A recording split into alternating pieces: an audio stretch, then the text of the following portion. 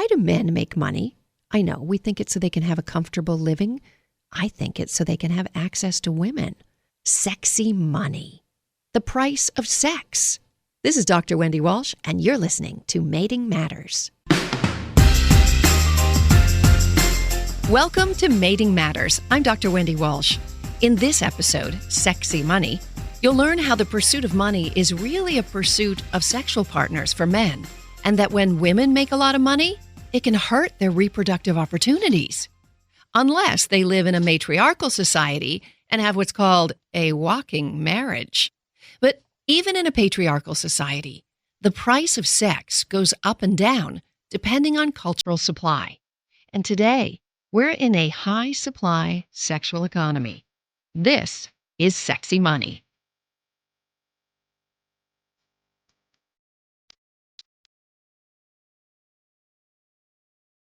Money, Money, Money, a song released by the uber-famous Swedish pop group ABBA in 1976, basically sums up the dilemma of so many females working hard under a patriarchal system, but never seeming to get ahead. The dream of a Cinderella fantasy. It permeates our culture. A financial rescue. Whether it's Julia Roberts in Pretty Woman, or Lady Gaga in A Star is Born, or the many, many actresses who have tried on a glass slipper in all the remakes of Cinderella, female mating strategy seems to involve one of two choices.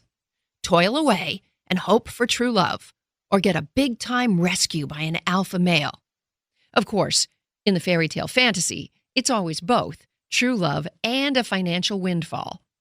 Here's Julia Roberts as a lovable small-town girl turned prostitute in the movie Pretty Woman, and Richard Gere negotiating the price of her company for 6 days. Spoiler alert, it turns out to be a lifetime of company when they fall in love, or so audiences are led to believe. If you're talking 24 hours a day, it's gonna cost you. Oh, yes, of course. All right, here we go. Give me a ballpark figure. How much? 6 full nights, days to 4,000. 6 nights at 300 is 1,800. You want days too? 2,000. 3,000. Done. Movies aside, in real life, does sex have a price? I mean, we all know that some women charge for sex as professionals. But what about the sex that happens in relationships? I know, it seems kind of immoral to think that love has a price tag or that women actually sell dating sex. But anthropologists and evolutionary psychologists believe that unconsciously, there's a market value of reproduction. Whether one is paying for dates or displaying large, wasteful resources like fancy cars and houses, or buying absolutely wasteful gifts like diamonds, sex has a price. Women realize that there's a cost to reproduction. Let's start with the risks associated with pregnancy or labor and delivery. You know, until the advent of modern medicine, many women died in childbirth. And, oh yeah, there's the cost of feeding and sheltering a child until they grow up. Thus, whether men know it or not, sex has a price. It may be monetary, or it may be the very high price of care and commitment. But love is costly. Here's why. Human males generally want sex more than human females because the cost of sex is so high for women, especially if they choose the wrong sexual partner. For women, the clear risks are threefold. 1, because of a female's unique biology, women are more likely than men to contract a sexually transmitted disease. 2, because most women's bodies produce high amounts of the bonding hormone oxytocin during female orgasm, women are more likely to fall in love through sex. Hint, ladies, men don't fall in love through sex. They fall in love through trust. And 3, as I mentioned, women are far more likely to contract an 18-year case of parenthood. For men, the cost of choosing the wrong sexual partner is one lousy night that he can forget about quickly. I can't go to a big Ivy League school, and I can't run a company or be mayor. That's just the way the world is for a girl. I need you. And right now, you are a big, fat, piss-soaked zero. That was Amy Adams playing Lynn Cheney in the movie Vice. That was a woman's angst in the early 1960s. Historically, women had to be choosy. Picking the wrong dude to mate with could result in poverty and starving children. That's why, if he wasted resources on her, she could be assured of his commitment and his ability to provide more resources if he ran out. Now, think about this in behavioral economics terms. Remember your Economics 101 class? When something declines in supply, the price goes up. When something rises in supply, the price goes down. If women want less sex than men and are choosy with who they mate with, they keep the supply low, and the price of sex is high.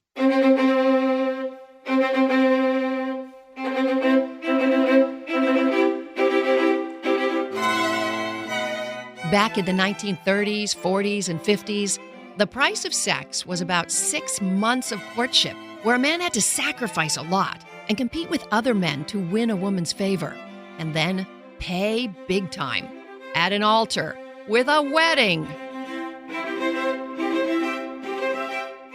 But in recent decades, sociologists have begun to notice a trend. The price of sex is going down. They suggest this is because of two factors. One, the physical risks of sex are reducing, and two, female competition for mates is increasing. How did sex get less risky for women? Well, let's start with modern medicine that made childbirth less dangerous. And then, in 1962, there was the introduction of the birth control pill. This is my husband, Mark. We're going to have 3 beautiful children and live happily ever after in Paris. Someday. But for now, I'm on the pill. Besides medical advances, another great thing happened in the 1970s and 80s. Women entered the workforce in droves and finally had their own money as a buffer against poverty. With that insurance policy in place in the 1970s and 80s, women began to enjoy the pleasure of their own bodies and have sex because it felt good and it was fun, and they worried less that motherhood would throw them into poverty. Thus, sex began to rise in supply, and the price began to drop. Remember the price of sex that used to be 6 months of courtship and a wedding back in the 1950s? Well, by the 1980s, the price of sex had dropped to the cost of 3 expensive dates. It was an unspoken rule. It was called the 3-date rule. I've been married for 33 years, and the last time I dated was 33 years ago. That would have been 1986, when the price of sex was still 3 long evenings. There were a few times when I would go out with a girl, and the first time, there would be nothing would happen. The second time, you'd try to do something. Maybe you'd like in the movies, you'd lean back and kind of yawn and put your arms out and put your arm around her. And then the third date, if you did that, she snuggled up with you, you would know, oh, this is going somewhere. I've known my husband for 25 years. We have been together for 19 and we've been married for 9. The 3-date rule is, you never wanted to have sex on a first date. I mean, that was my own thing too. I never wanted to have sex with anybody on a first date because I wanted to, one, see what kind of person they were. And you couldn't really tell that always from a first date. So the second date was, for me, used to kind of, figure out even more who the person was. Like, how did they react to when I called back? Did they call me back right away? Did they give me that attention that I was looking for? And then by the third date, I think I felt I knew people well enough where if I wanted to have sex on the third date, I would have been very comfortable doing so. 3 dates is kind of like the expectation that you spent enough time with this person, you've gotten to know them, and now you want to see them naked. I think it was an expectation on both of our parts because we're both there. We're both into each other. We're both at that third date kind of goal, I guess you could say. And we're like, okay, this is the time to move on. And I mentioned more competition from women. Here's the other problem for women. When all the women lower their price for sex and enter a mating marketplace that includes competition from online pornography and an endless stream of beauties on dating apps, the cost of sex drops to the bargain basement price of one well-worded text. Here are the words that this young man in his 20s puts in a text in order to woo a woman. come over. But maybe I would, add something beforehand, like, hey, what's going on? What you doing today? You free tonight? Like, yo, come over. I want to hang out. Or she usually knows what the deal is. I'll say, come over, and she'll say, yeah, and it'll be an implied, like, booty call. I'm 30 years old, single, living in Los Angeles with a dog and a pretty well-paying job and a ton of friends. Courtship has been a little non-existent, or has gotten more few and far between, I think, with the men kind of in the dating scene, especially in LA. And it's really kind of been boiled down to maybe a dinner, maybe a movie. And if you're not willing to have sex at that point, then it's kind of on to the next. I don't think I've had a guy call me and ask for a date in probably 6 or 7 years.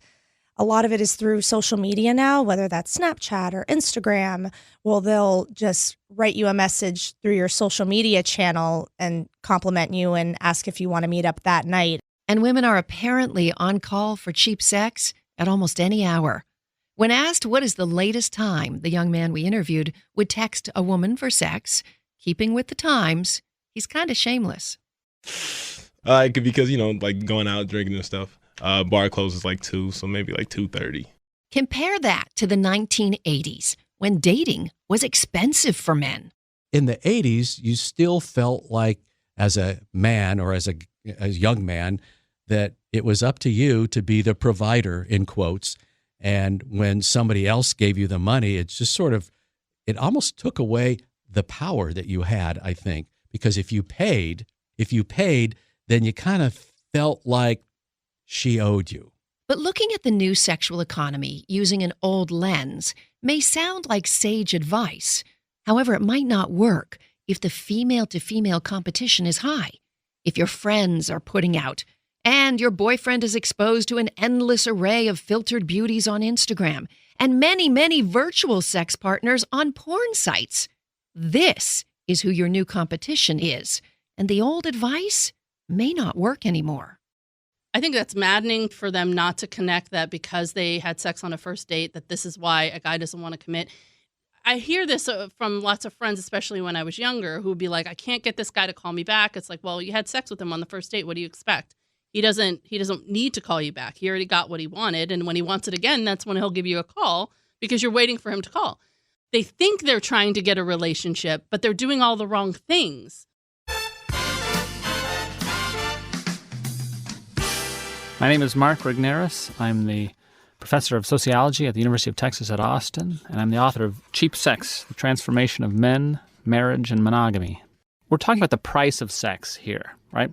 So when the price of sex diminishes via a form of technology, and so the book talks about the birth control pill, pornography, online dating, all 3 kinds of technologies.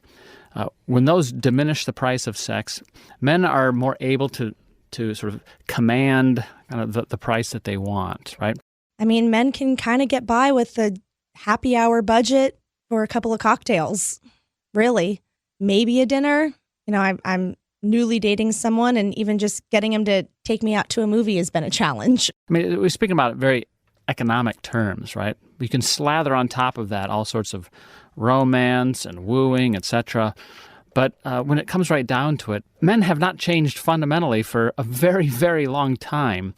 What has changed, and fairly recently, is sort of the ease with which they can access what we call high-quality sexual experiences. You can attract a woman through Tinder. You can attract a woman through just 4 or 5 photos of yourself. You don't really need to have all of the glitz and glam. It's just, are you relatively good looking? Are you bangable? And when men can access high-quality sexual experiences, Dr. Mark Regnerus says they lose the ability to commit. After all, men don't have a fertility window. The advantage in the race to procreate now lies with men. It really pushes women in a corner of they're the ones who have to compete with each other for his attention, right? Even though his quality, sort of objectively speaking, may be notably lower than in the generation before them. And I think it's arguable that, men have not improved lately, and that this sort of lowering of the cost of sex has not only not improved men, it's turned them more boorish, and at the same time, maddeningly, it gives them control over the pace of the relationship. No, I definitely feel a pressure to have sex early on because of that fertility window. I'm 30 years old and haven't had a child at this point in my life. And I feel that if I don't present myself in a way sexually that's desirable early on, then they'll get bored, they'll move on and find somebody else. Anthropologists have long known that when women are economically disadvantaged, marriage rates go up, more children are born into wedlock, virginity is coveted, and prostitution rates go way up too. That's because when women are economically disadvantaged, they're forced to negotiate with their most valuable asset, their vagina.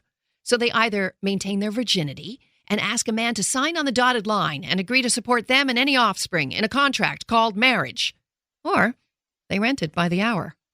Here's another scene from Pretty Woman, where Julia Roberts plays that lovable prostitute and her colleague, played by Laura San Giacomo, discuss the power they feel when negotiating for sex. It's looking really slow tonight. Yeah, well, maybe we should get a pimp, Carlos really digs you. And then he'll run our lives and take our money. No. You're right. We say who, we say when, we say how much. But in a high-supply sexual economy, according to Regnerus, women have lost their bargaining chip. So when you think about technology, she gets control over fertility with the advent and the uptake of contraception. So she gets the control over how many children she has and when. He gets control in exchange for how quickly is sex introduced into this relationship. And the latest research shows that the dream of fertility control with the birth control pill is also starting to crumble. In this morning's Health Watch, birth control pills and blood clots. The hormones in oral contraceptives are what make them work, but over the years, side effects have become a big concern. Now, as Dr. Jennifer Ashton reports, one particular type of the pill may be linked to some new problems that can be deadly. Technology certainly adds to the problems for women. Pornography and online dating have made finding a suitable mate tricky. And then you introduce sort of high technology digital porn, which is like, wow, now I can have a almost sexual partner right in the same room with me. I can be in one relationship in reality. I can be in virtual relationships in this sort of unreality at the same time. She wants his monogamous attentions. He's like, you have my monogamous real-life behavior with a real human being. She's like, no, that's not good enough. He's like, well, that's what you're going to have to settle for. The advent of pornography and its increasing digitalization and quality sort of really provides competition for her. And all this competition means dating becomes expensive for women, even when the prize is an immature boy who fails to man up. I get my nails done every other week, so that's about $80 there. Hair is about $400 every 6 weeks. Budget, probably a good $200-300 a month. My dating budget between yoga classes and shopping, and upwards of $1,000. As for single men, the one we interviewed says he spends not more than $30 to $60 a month on dating, and that's the odd movie if he has to take a date out. To be honest, it's usually not like that. It's usually just like, come over. Maybe I'll have drinks at the house if that's what they ask for. If they request, yo, you got anything to drink? I would love to have a drink when I come over. Like, okay, I'll go buy a drink. I don't want to sound like a perv or like a mean dude, but that's usually just how it goes. So is there a way to game the new system? Here's an idea. What if women had total economic power and men needed us for support? We're certainly seeing a culture of young men who seem to be failing to launch. When we think about online dating as another technology, I mean, who would have ever thought of people sending pictures of their genitalia, men sending pictures of their genitalia to women and thinking this is somehow attractive? In fact, some sociologists say that when men don't have to work for sex, they lose career ambition. Could women pick up the slack? Research shows that there are a couple problems with the sugar mommy ideal. The first is that when men make less money than their wives, they're more likely to cheat. In the movie Crazy Rich Asians, a rare Hollywood take on a matriarchal family system, the wealthy and beautiful heiress Astrid, played by Gemma Chan, hides most of her luxury purchases, including expensive jewelry, so her husband, who has far less money, can still feel manly. But it doesn't work. She discovers he's having an affair anyway. Don't try and turn this on me. I'm not the one who screwed up. Of course not. You're always the prettiest, richest, most perfect girl in the room. Well, I'm just this lucky bastard who will never measure up. The second problem for the sugar mommy ideal is that women tend not to choose men who make less money than them. Researcher Fiona Moore from the University of Abertay Dundee is a sociologist and coined a term called the George Clooney effect. Hi, guys. Her study showed that the more education and money a woman has, the more she wants her man to be even older, wiser, and richer, like George Clooney. I mean, we all want to date George Clooney, don't we? This, of course, has angered many men, many good men, who might be considered to be lower status mates. You could suggest that this trend has given rise to a group of violent men who call themselves involuntarily celibate, or incels. In 2014, Roger murdered 6 people in a killing spree near the campus of UC Santa Barbara. Before the attack, Roger recorded a video saying he wanted to punish women for rejecting him. But what would happen if all the men could make the same amount of money? Who would women choose? Well, a study like this would be kind of impossible to stage in a human society. Monkeys can be researched. A group of researchers from Germany, Barbara Tiddy and Michael Heisterman, the UK, Brandon Wheeler, and Nigeria, Martin Fahey, set out to study resource-based mating systems. That means a mating system where the males defend and protect the resources needed for mating. In other primates, that might mean nesting sites and food. In Homo sapiens, that's us, that means money. Men protect their money from women. The researchers used a primate cousin of ours, wild capuchin monkeys. You know them as the famous organ grinder monkeys.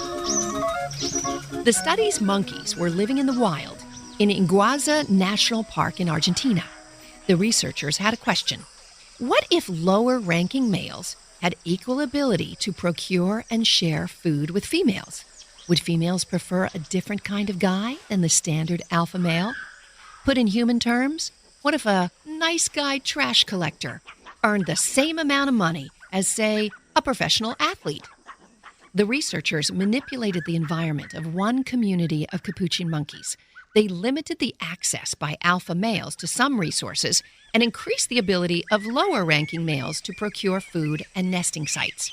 Think bank accounts and nice houses, ladies.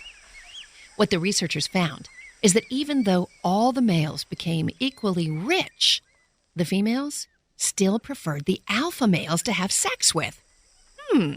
Let's think about this. Certainly, this could be because this preference for alpha dudes is hardwired in female DNA, at least in capuchin monkeys, and it may take many generations to evolve out of women. In other words, since capuchin females showed a super strong preference for yummy alpha males in their anthropological past, and even just before the study was mounted, they may lack something that evolutionary psychologists call behavioral plasticity. Changes in ingrained behavior take time, often many generations. But the researchers think there's another thing at play here, too. Another study on this same group of monkeys found that alpha males are the most socially integrated. They are the big man on campus. And when women hang out with them, besides food, they get community-wide protection from predators. In other words, don't mess with the CEO's wife. Keep her safe, and it'll help you rise up the ranks. Of course, human beings are different. We have a wide range of mating strategies. Plenty of guys are able to obtain sex and long-term mates by just being a good person, offering care and commitment. A date is not an exchange of goods. It's an exchange of communication. It's an exchange of experience between you and another person. It's not something that you're trying to say, I think you're worth $100 lobster dinner. It's, I think you're cute. I think you're cool. Let's go out and talk and see if there's anything more to this. That's how I've always felt myself as far as dating is supposed to actually be. So if making all men rich doesn't fix the sexual economy, what about making all women rich. Think about it. If women owned the resources, men would have to be nice so they could survive and have sex. And women wouldn't need to hope for a wedding and an altar for their survival. It's called a matriarchal society. And yep, there are a few on the planet today. For instance, the Mosuo, who live near the border of Tibet. These people live in large family households. Children take the mother's name, and they always remain in their mother's care. Property is passed down between females. These women have something called walking marriages. Women choose their partners by literally walking into a dude's home when they want to have sex. In the Nagovisi people of New Guinea, if a couple just hangs out enough and the man helps the woman in her garden, for all intents and purposes, they're considered married. All this makes me think, is modern Western culture becoming more matriarchal? If women can't get men to commit his time and resources to his offspring, then the village needs to change the rules. You know, and I'm someone who is relatively open-minded when it comes to traditional versus non-traditional. I mean, traditional is safe, but non-traditional works fine too. But I think all in all, you know, that's just kind of the way that society is moving, where women can adopt, and should they choose to have a family, they can do it on their own. And because they're financially more stable, a man isn't really needed. And thank God for sex toys. You know, more than 40% of American children are born out of wedlock. That's been going on for a few decades. And 1 in 4 children are being raised by a single mother. If she is to survive, she needs help from the village. Look no further than our current women's rights initiative, the fight for women's reproductive rights, equal pay, subsidized childcare, and even the Me Too movement. They're all designed to reduce the financial burden of motherhood. And while you may think that men fear this kind of female power, equal pay, free childcare, and complete control over their reproductive rights, think again. Could you imagine a world where sex was plentiful and low cost for men, and they never had to work? I think some men might like this. Walking marriage, anyone? I've got a garden I need some help with. Of course, there's another solution. Men could learn to slow down the pace of the sexual relationship in order to get the benefits of a whole relationship. Remember the man who was last dating during the 1980s when the 3-date rule was the social norm? Well, now he's a father of sons in their 20s. In today's hookup culture, I think young men are missing out on the opportunity to get to know somebody and get to know the quirks that really make life fun. And that's one thing I try to tell my boys. It's like, you need to spend time to make a foundation. So I think you're missing out on building a foundation when you're just looking at a woman as just a vessel for sex.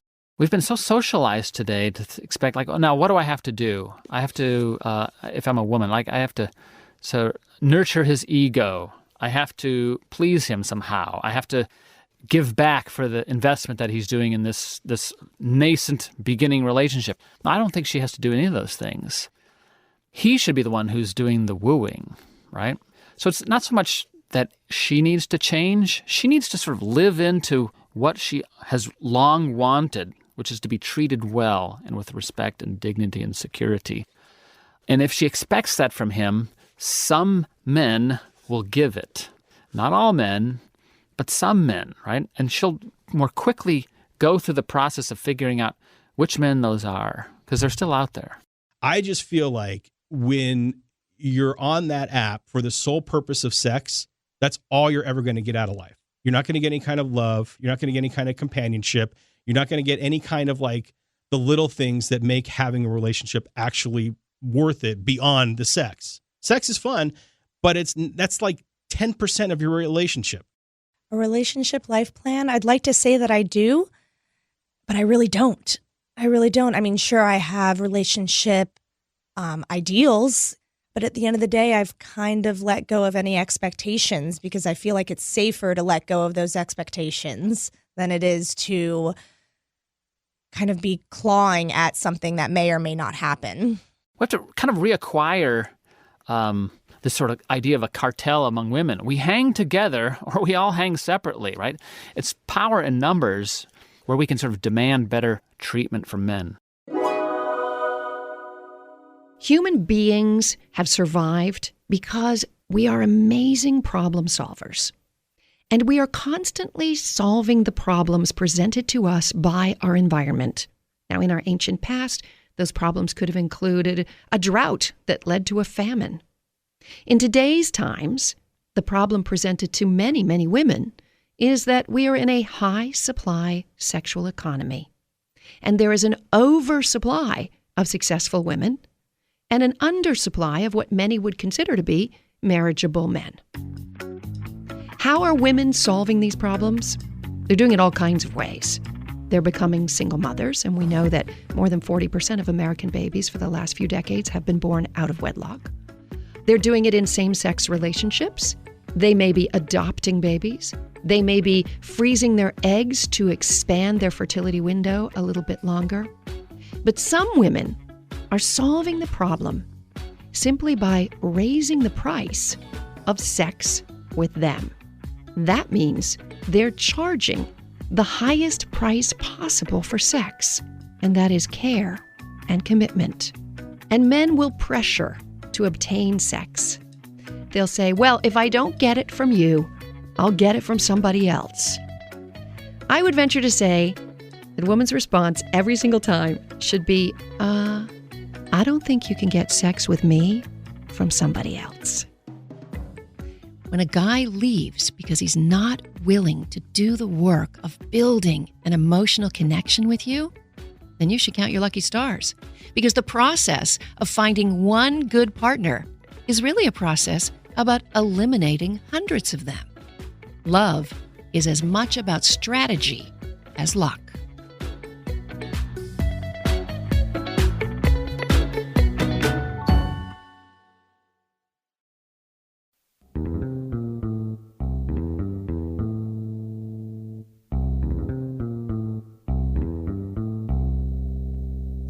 Money, money, money, I want some. I want some money. Money, money, money. Thanks for listening to Mating Matters. Up next, survival of the gayest. Is gay an identity or a behavior? How do we evolve to have gay people? I'm Dr. Wendy Walsh.